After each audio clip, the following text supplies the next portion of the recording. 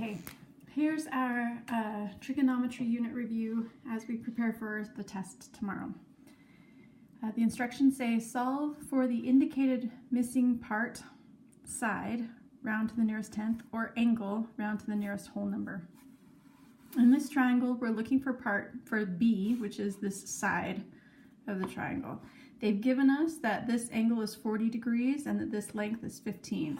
So I'm going to name all the sides according to this 40-degree angle. This is the hypotenuse. Either way, this one is opposite and this one is adjacent. I'm looking for the side that's opposite the 40-degree angle, and they've given us the hypotenuse, so I'm going to use the ratio that uses opposite and hypotenuse, and that is the sine ratio. If you remember SOHCAHTOA, sine is opposite over hypotenuse, cosine is adjacent over hypotenuse, and tangent is opposite over adjacent. So sine of 40 degrees is equal to opposite over hypotenuse. Okay, so I want to solve for b. To get rid of the denominator, I can multiply both sides by 15. So in my calculator, once I make sure that I'm in degree mode, which I am, we can see it right there, I'm going to type 15 sine 40, enter, and I got 9.64 stuff. It says round the side to the nearest tenth, so I'm going to go 9.6.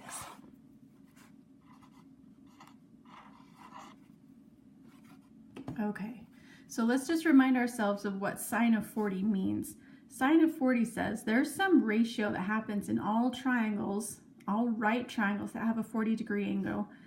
When you take the opposite side divided by the hypotenuse, it always equals this certain number. It's this certain fraction. Sine 40 is 0.642 stuff as we move on. So we're setting up a proportion here. We're saying, okay, there's a ratio that always occurs. Let's see how this ratio of opposite over hypotenuse compares to it. And since we know how it always occurs, and it's programmed into our calculator, we can use that information to find the missing side b. Number 2 is looking for an angle. So when we're looking for an angle measure, we need to use the inverse trig ratios. Okay, so we're looking for angle A. I'm going to name the sides according to angle A. This one is adjacent, opposite, hypotenuse. They've given us values for adjacent and hypotenuse sides, so I'm going to use a ratio that uses those two things. It's cosine. Since I want the angle measure, I'm going to use cosine inverse, which is adjacent over hypotenuse. Keep that ratio, adjacent over hypotenuse. You just type this into our calculator. Second cosine 18 over 20, and I get 25.8. The instruction said round to the nearest whole number, so I'm looking to decide whether I keep the 5 or go up to a 6. Because of this 8, I'm going to go up to the 6. So this is a 26 degrees. Okay, number 3 is looking for a side length. Here we have a 35-degree angle. This is the hypotenuse. According to the 35-degree angle, this side with the F is adjacent. The ratio that uses adjacent and hypotenuse is cosine.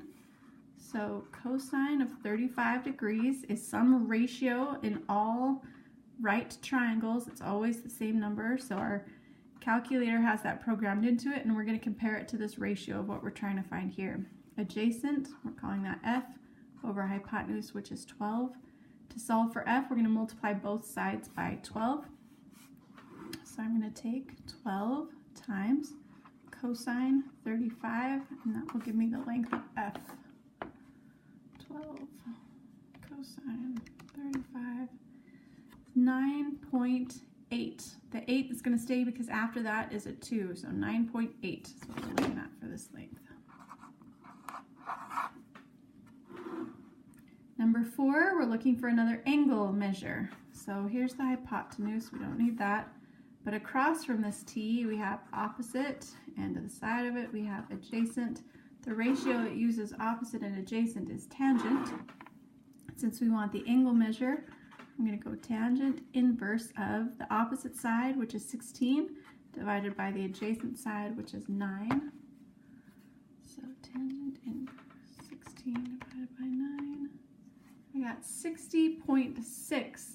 They're asking on the angles to round to the nearest whole number, so it's determining whether I keep this at 0 or go up to 1 because we have 0.6. Anything 5 or greater, right? We go up, so 61 degrees.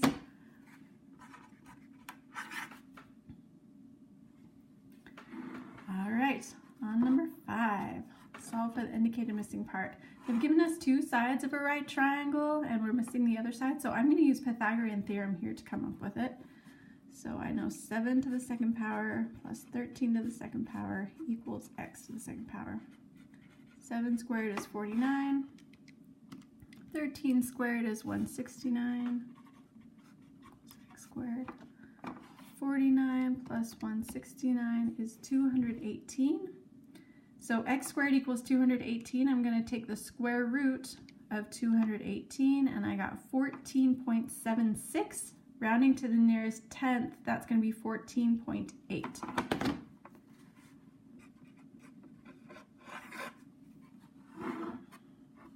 All right, over here, we're missing one of the legs, but they've given us the hypotenuse. So make sure when you set up Pythagorean theorem that the hypotenuse is all by itself on one side of the equal sign. So 25 plus x squared equals 169. Subtract 25 from both sides. Find that x squared equals 169 minus 25, 144. Nice, and the square root of 144 is 12. Now, if we were solving x squared equals 144 and take the square root, we would be looking for x equals positive or negative 12. The reason I went with just positive 12 here is because we're looking for a length. And we don't have negative lengths, you know. You wouldn't say that your table is negative 2 feet by negative 4 feet or something like that. We always give lengths in positive amounts. So our x is 12, and I guess I can just circle it there. Okay.